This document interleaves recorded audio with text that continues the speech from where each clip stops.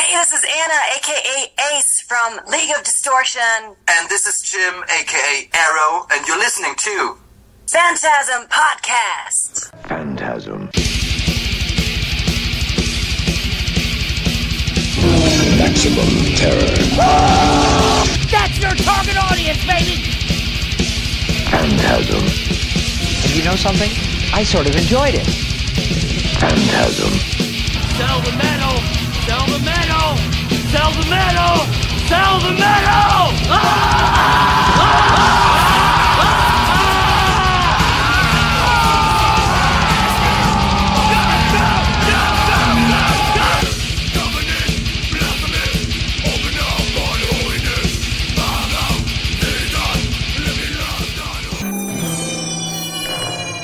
Phantasm. Hi, this is Dr. Vincent West, medical doctor, Phantasm Podcast, Godless Heathens, and I've got a very exciting interview today. We're going to be talking with the members of League of Distortion.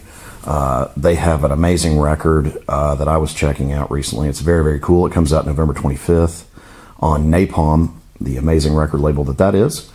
And we're going to be speaking with Anna, a.k.a. Ace, and then Jim, a.k.a. Arrow. And we're going to be talking about this record with them. And guys, thank you so much for taking the time to do this today. I appreciate you. Thank you. Really appreciate this. Yeah, I was listening to this album. It's really, really cool. And I guess we'll just kind of jump into the record. What can you tell us about the, well, first of all, I guess for our listeners and for the conception of the band, like how did that happen for you all to do this? Well, the idea of forming a new band with friends, people I've known for years, and with a strong message and statement, I've had that quite a long time. And it wasn't until 2020 when the whole COVID hit us and we were suddenly on our own, concerts were being canceled. We didn't really have anything to do what we used to do. That's where I started sitting down and working on this idea. Got together with Arrow and the rest of the band, and we started working on song ideas, and that's how it got rolling from there on. Fantastic. And then just real quick as well, the writing process, were you all doing that as well during COVID? I know a lot of bands that I've spoke with that are dropping records, well, really over the past like 6 months. Was it something that was done during COVID, or was it post-COVID, or? Well, actually, Arrow and I got together in 2019 just to work on song ideas without having a project in mind. So kind of, if we're talking about songwriting, it kind of started us where we noticed we really work well together also in the creative process. But this wasn't for League of Distortion yet. League of Distortion, we started, we started during COVID. We got together with Hannes Braun, the producer of Kiss and Dynamite and bandmate here. And that's where we kind of got our team together. Also, Julian Breuker and Christoph Wiczorek from NSOK working as producers and participating in the songwriting process. And yes, that was all during the 1.5 years of COVID. Yeah, it seems like a lot of bands, and I don't want to dwell on this. I'm sure you're all sick of it as well. I know I'm sure the bands I've had to speak with, all of them are tired of it. But it was during COVID was a really good time for writing for some people, and for other people I've talked with, it was not. So was it something? Do you all just make the most of the time that you had to work on stuff, whether it was for this band or any band, I'm sure, or? In my case, absolutely no. I've done what I can do, but I know I wasn't like the same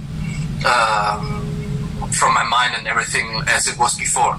So I had a really tough time, and it was everything I created was really took a lot of energy and everything. So I'm definitely cannot say like I've done the best out of it or did the most. Definitely not.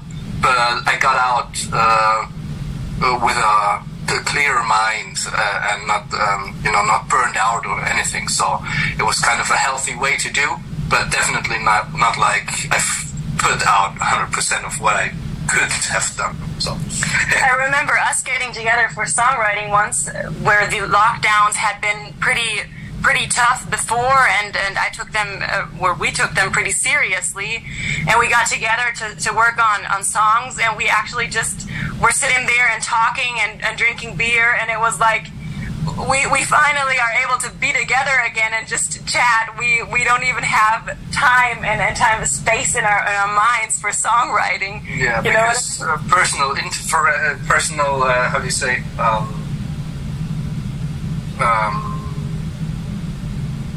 meetings, like you meeting one in person was so over the top at this time that there was definitely no space for songwriting or anything.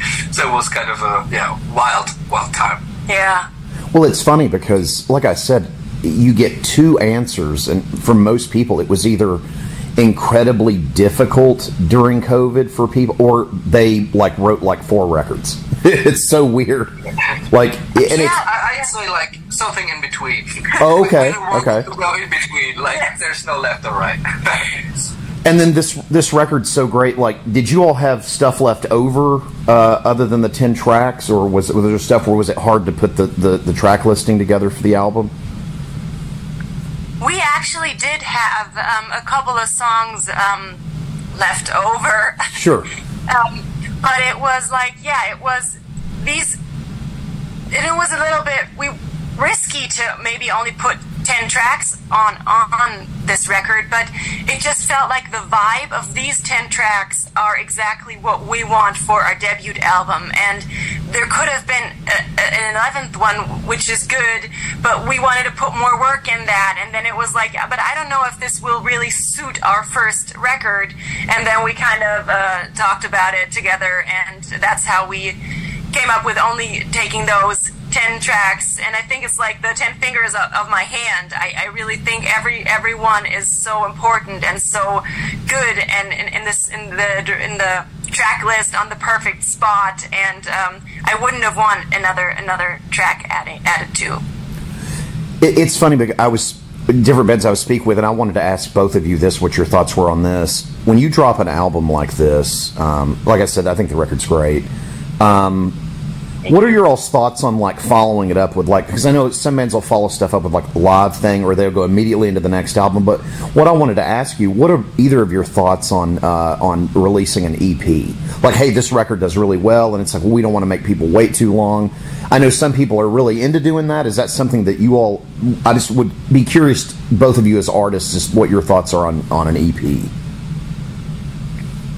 For me, it was very, very important to me to have a real record with real 10 or 12 songs, not Sure. just having an EP, because I really love the whole atmosphere we put out in this record. And I mean, this is my first record with original songs. I mean, we've released the record with Exit Eden, but these were pop songs, cover songs put into the metal style, which was wonderful too, but it was just not writing the songs ourselves. And this was one of the most important things to me, and I'm so happy that we were able to do this in metal music and with Napalm to have the opportunity to release the whole record, and not only in the pop world, single after single, or Sure. For me this was very, very important. I got mixed feelings about that. I'm totally into you when you said the first album really should be the traditional way kind of thing, but I could imagine doing EPs in the future. I mean, that's how the whole business is running. Absolutely, yeah. Well, and that's what I was meaning. After this record, maybe an EP instead of making people. Unless y'all have got stuff to go right into another, a sophomore effort. I didn't know. I was just curious what your thoughts were, because I was talking with. Oh goodness! I was talking with Tom from Sodom, and he was saying how much he loves EPs in between albums as opposed to doing live stuff and stuff like that, just because it holds the fans off. So I just was curious what you thought about doing EPs at some point if you didn't have enough material to put out at full length after the debut, obviously. I think maybe we'll see what the future holds, but now we need to go on tour after the record for sure, after the release. And hopefully there will be lots of festivals next year in summer. And probably then there's, in autumn, there will be lots of space for creativity again. And we'll see where we go. So I think it's possible doing EPs in the future. I think it does take the pressure out a little bit because, like, what I absolutely personally don't love is having a record and then loving the first 4 songs and the rest is kind of nothing that really appeals to me. So, I mean, if that were the case, I think it's nicer if people just bring out their EP with 4 great songs or 5 than just kind of making it work and filling the album. Yeah, absolutely. And also, I think from a musician perspective, just only doing like 4 or 5 songs in studio and in a row and doing the videos, the energy, you got way more energy, because if you do a whole album, like 10 or 12 tracks, you're tired at the end. And you're like, oh, thank God the album is finished. But I think, thanks Satan, whoever you want to thank. But I think after 4 or 5 songs, you know, you're still fresh in mind.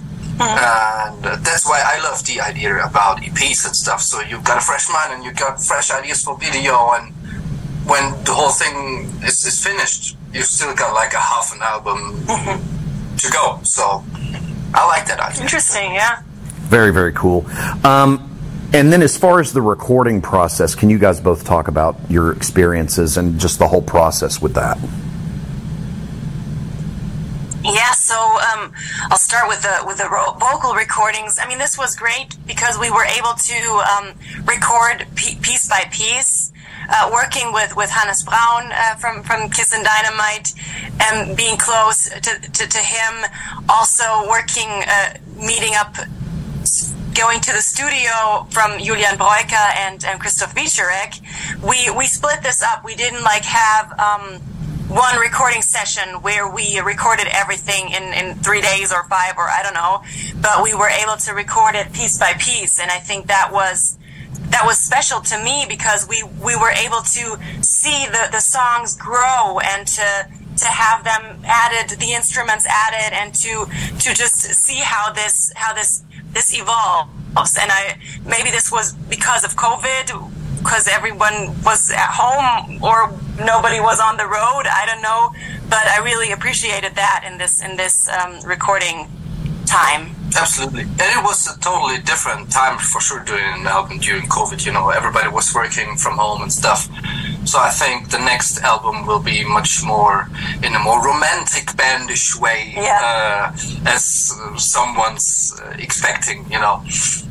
But this time it was really like home office things, which I don't like personally. I'm a romantic guy. I love being together with people in one room and getting real life energies from each other.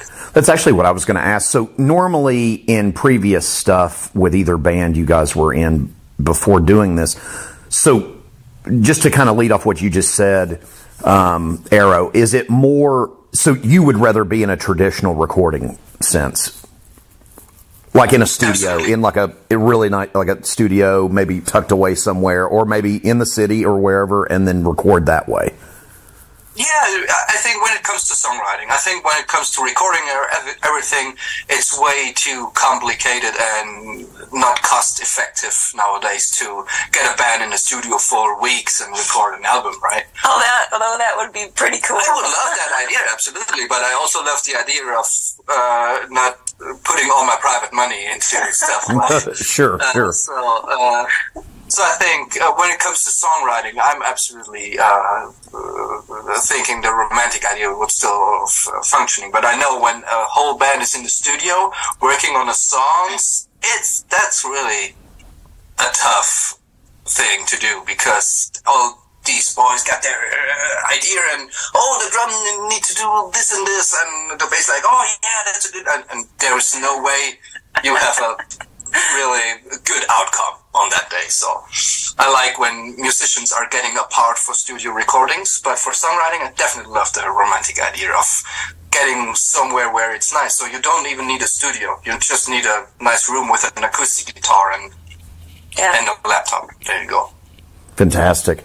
So where are we going for the next album? That. Okay. I mean, which place, which island, where, I don't know, like Bali or... Caribbean stuff. And then just being there for 3 weeks and writing the whole record. Writing 2 songs and doing holiday. Like that, too. When I was a kid, and I can't remember if it was either Screaming for Vengeance or Defenders of the Faith when Priest did that album. I'll never forget this as long as I live.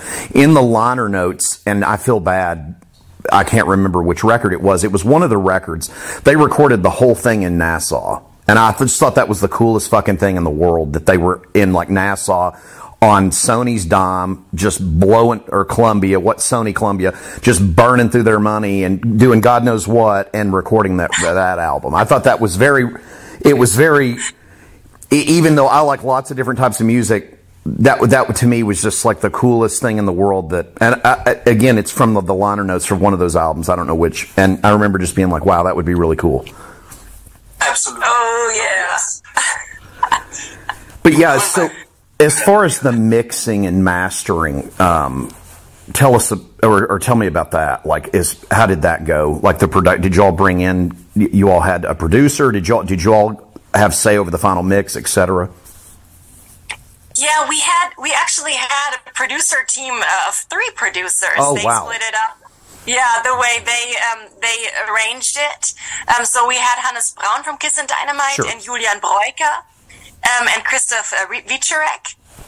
And I personally loved the idea of having this split up by different producers, because of course every producer has their own style, and of course every band contributes to that style, but having producers with different approaches merging with this record, I think this is part of why League of Distortion's debut album is so special, because you can't really hear one certain producing sound. It's just very diverse and very interesting and unique.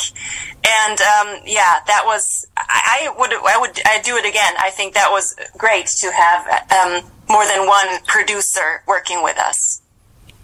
It's fantastic. I mean, I love the way it sounds. And then did both of you have say in the final mix on that era? Did you all go in and just like, yes, this sounds great, or no, I don't like this, or? Yeah, sure. Again, I didn't throw a red flag because there was no need to. But if I would have had the chance to do so. Yeah, I remember. I was like mixing coming in. I was like, this is fucking great.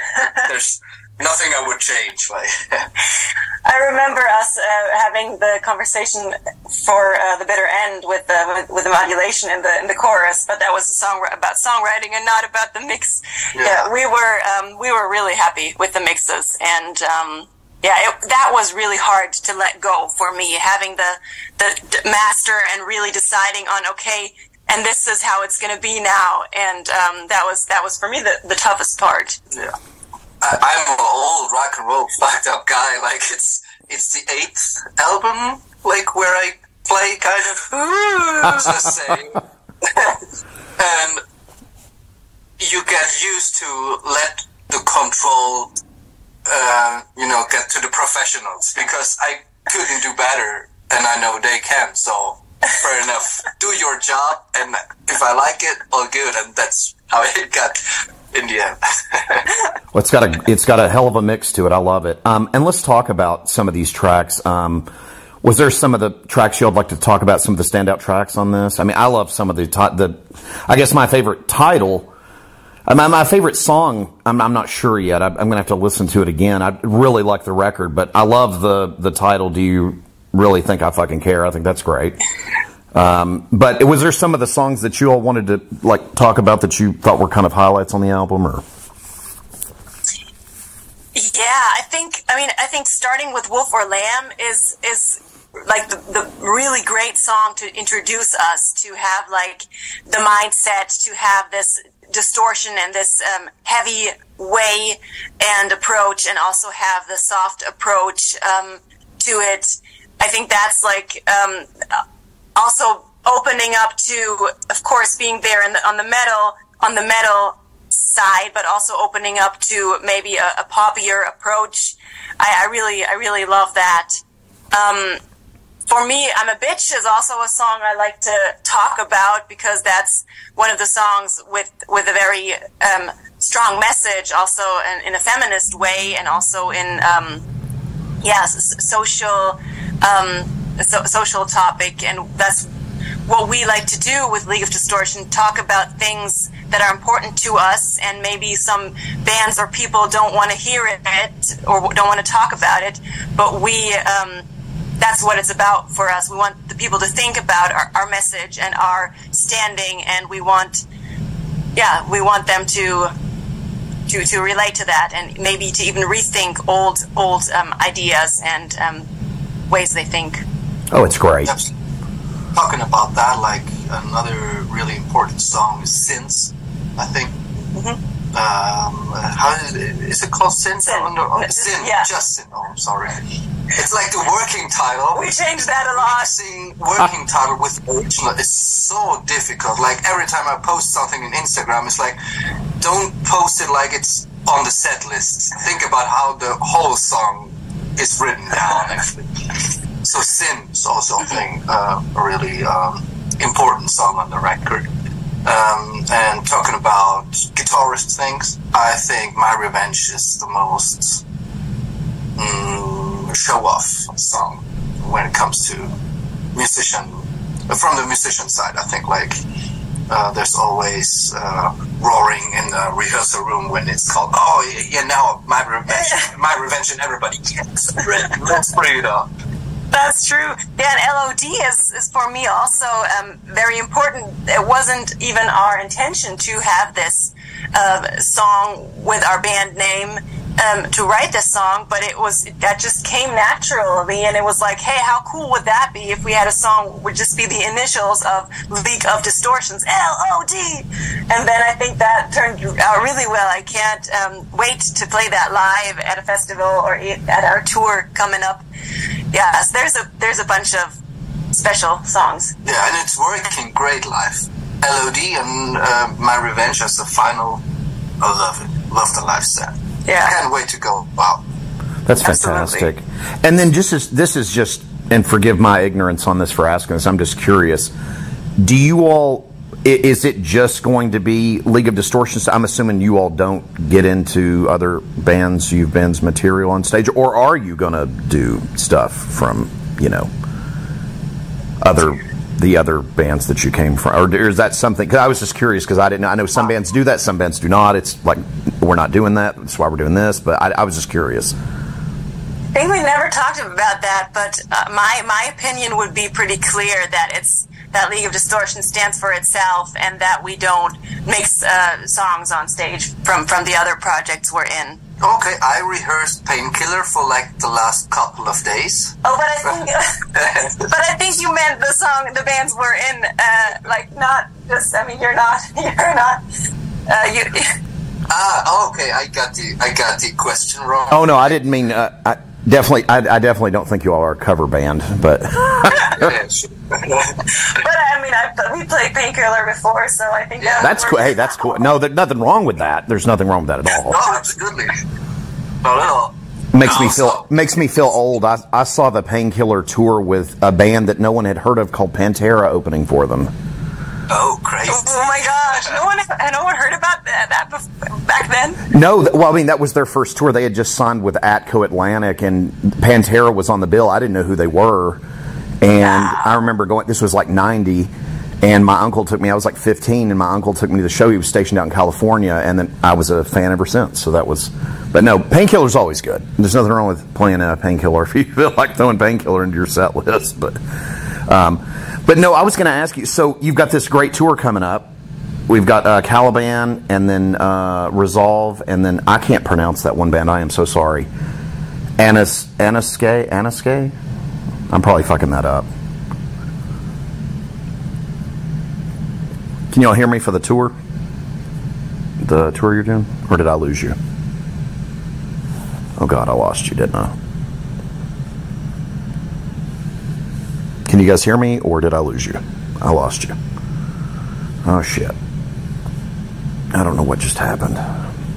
God damn this internet.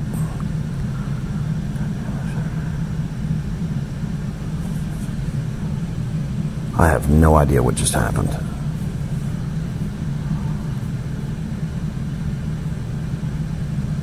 I really don't know what just happened.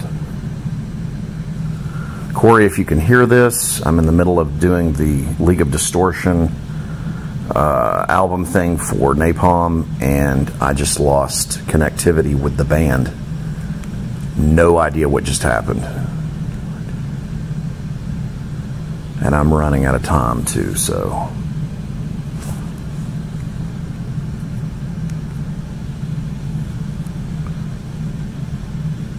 I have no idea what just happened. We lost you, yeah. Because I've got full bars here. I don't know. My internet's a little spotty, but I don't think... I have no idea. I'm so sorry about that. Let's talk about this tour that you've got with Caliban, Resolve, and then I cannot pronounce the... Anaske? I'm probably saying that wrong. And it's okay. It's Ghost Kid, actually. It's released already. It's today. It's since an hour. It's official. Wow. They just changed, actually, the band, so you can say Ghost Kid. Ghost Kid. And not NSOK. That's okay. To pronounce. So you mean he doesn't even have to learn? Yeah. Okay, I got it. After I butchered their title. Yeah, I'm sorry about that. Tell me about this tour. So you guys are... This is coming... This is very soon. You're about to do this tour. Yeah, it's starting 2 weeks from now. It's 6 shows all across Germany, actually. Only German dates right now. With Caliban as headliner, Ghost Kid, and Resolve. So 4 bands, 6 shows in 9 days. And yeah, we can wait. We can wait. I mean, it's like 4 or 5 days after releasing this album. You know, there's also already a fan base, which is like unbelievable. Like the first show we had in August, right, this summer, there were people with unofficial band merchandise for sure, being there with flags and everything. So it had a small impact, definitely. So I can't wait how it's really gonna be to be on tour official, you know, and having official merch with us and everything, and get to know all these people we haven't seen or just met over the internet. Absolutely. So, yeah. This is gonna be epic. It's incredible. Let's see, this album is really, really cool. It comes out November 25th, which is very, very soon on Napalm Records, and I want to thank Ace and Arrow for doing this. Jim and Anna, thank you so much for taking the time to do this. Kids, thank you. It was a blast. Kids, buy this album. It's really cool. Go see them. They're touring. And then I have a question for you guys. This is totally, but are you guys actually based in Germany?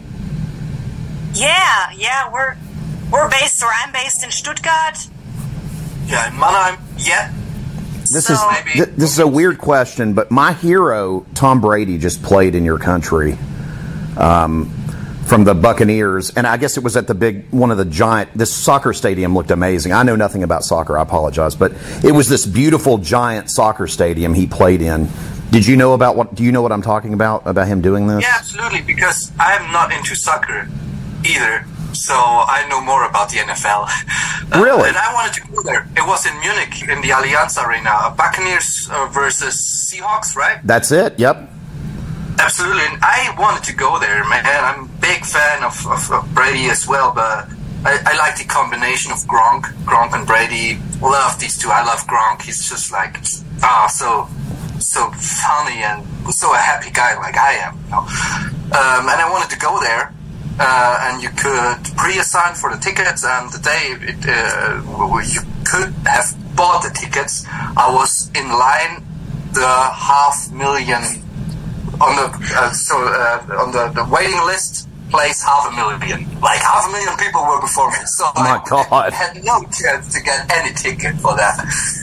What the fuck? Yeah, too bad. So, but I'll probably go to America to see them. So fair enough. Hey, you come down to Tampa? I go to games all the time. So. Oh, nice. Yeah, I'm going to see him play the Saints here. They've got the bye week this weekend, then they play the Browns at Cleveland.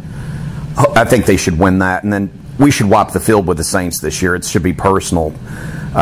It should be pretty good. I'm pretty excited about it on the 5th of December. I'm pretty excited about it. It's Monday Night Football. Awesome. So, yeah, it's pretty awesome. I just wanted to ask you that because I kept seeing that, and I was just like, that's really cool. And it was really cool. I didn't get to watch the game because I don't have NFL Network, but they sent me all these pictures of, like, the stadium and everything. But, yeah, I live where I live like 30 minutes from the stadium, so. Nice. Super cool. Yeah. I'm coming back to you. Yeah, man, if you're ever over here, I'll buy the tickets and the beer. You just come, we'll go watch Tom. Perfect. Awesome. Sounds great. And if we ever make it to Florida, you can come to a show. I would love that. I would love to do this again sometime. Thank you guys so much for taking the time to do this. Phantasm. And you know something? I sort of enjoyed it.